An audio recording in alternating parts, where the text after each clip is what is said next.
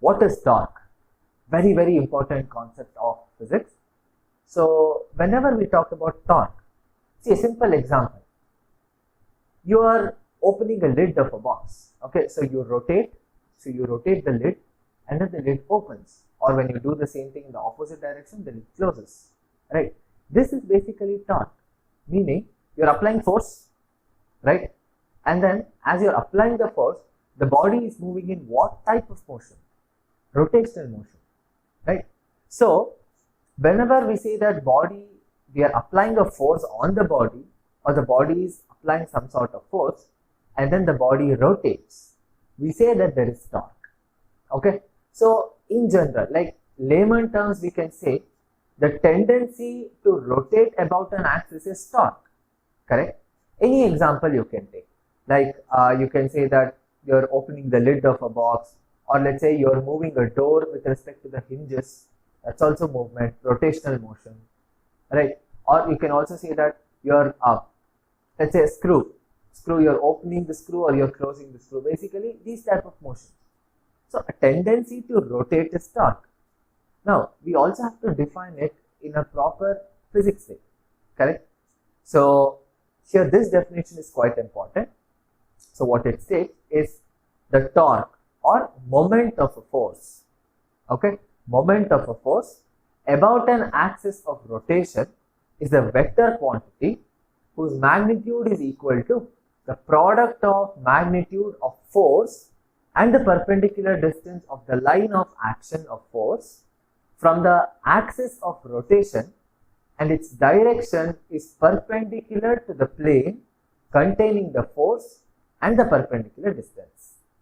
Okay, it might look very, very lengthy, but the meaning is very simple.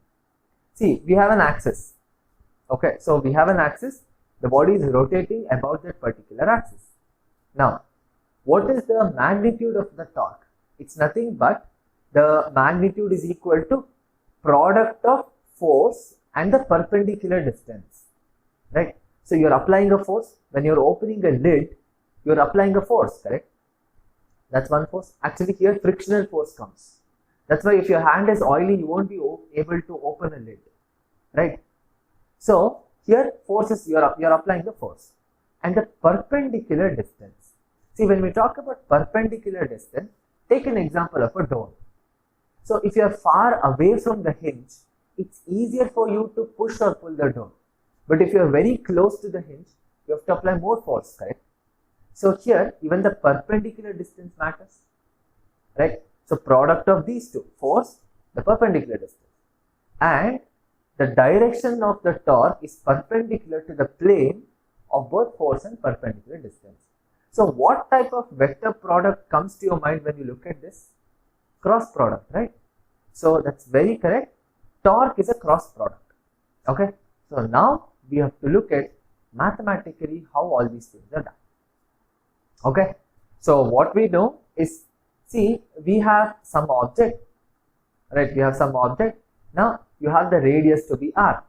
Then you're applying a force F, right? So the angle between them is theta.